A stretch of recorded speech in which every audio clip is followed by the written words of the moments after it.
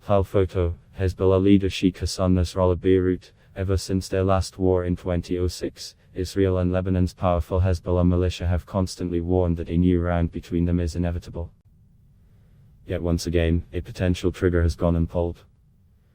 Hezbollah's shadow loomed large during Israel and Hamas' two-week battle, with the possibility it could unleash its arsenal of missiles, far more powerful than Hamas, in support of the Palestinians.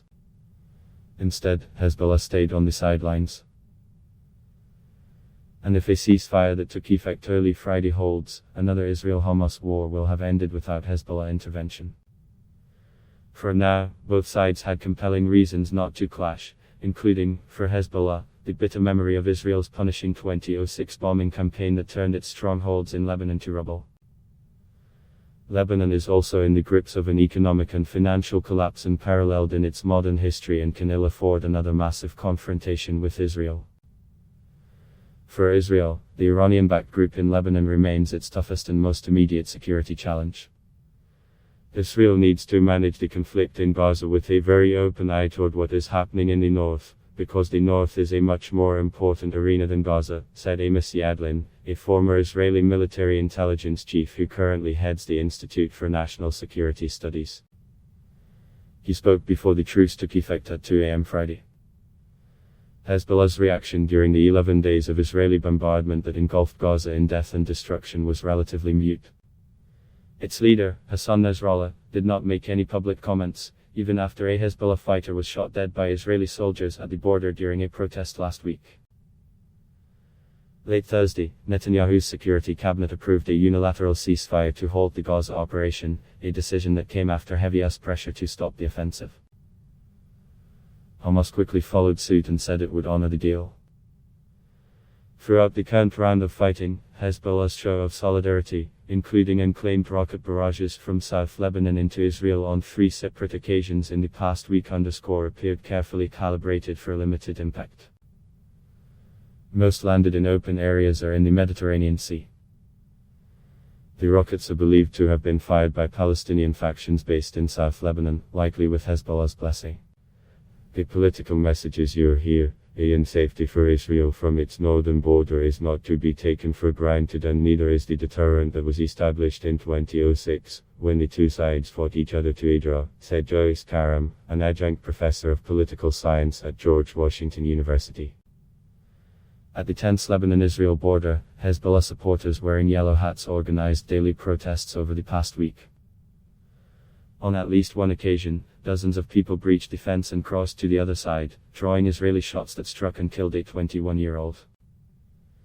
He was later identified as a Hezbollah fighter, and given a full-fledged funeral with hundreds in attendance.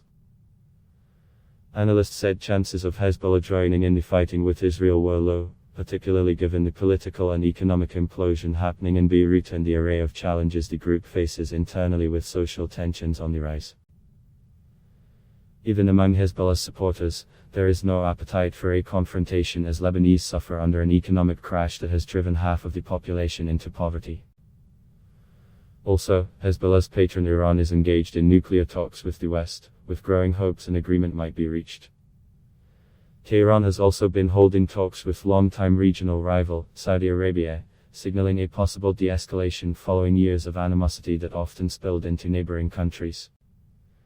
Hezbollah so far doesn't seem inclined to spoil Iran's talks with world powers on the nuclear front because it wants to see sanctions relief for its primarily political, military and financial backer, said Karam, who covers Mideast politics for the regional newspaper The National. Speaking at a rally in South Beirut on Monday, senior Hezbollah official Hashim Safieddine bragged about the group's firepower, which he said has multiplied many times since the 2006 war, but suggested the time has not come for Hezbollah to get involved. We in Hezbollah look to the day where we will fight together with you, side by side and shoulder to shoulder, on all fronts to extract this cancerous cell, he said, addressing Palestinians and referring to Israel's presence in the Arab world. This day is coming, it's inevitable.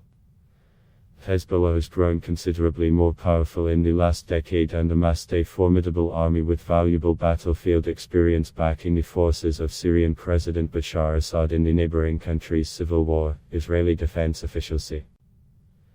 During the inconclusive, month-long 2006 war, the group launched some rockets into Israel, as many as Hamas and other Palestinian groups fired at Israel during the current round of fighting, most of them unguided projectiles with limited range.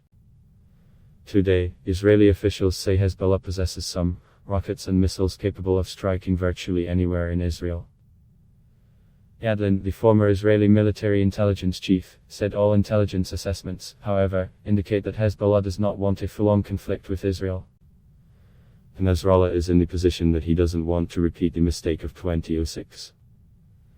He knows he won't be the defender of Lebanon, he will be the destroyer of Lebanon, said Yadlin. He had a lot of opportunities and he hasn't taken them. He was referring to Israeli strikes targeting Hezbollah assets in Syria, for which the group vowed to retaliate, but still has not. Qassem Qasser, an analyst and expert on Hezbollah affairs in Lebanon, concurred that there seemed to be no intention to open the southern front because it would lead to an all-out war with consequences no one can predict.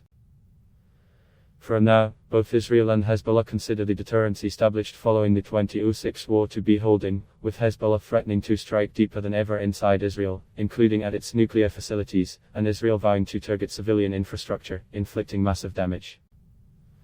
Karam said both Hezbollah and Israel have been saying since 2006 that round 2 is inevitable, but its cost has only gone up for both sides.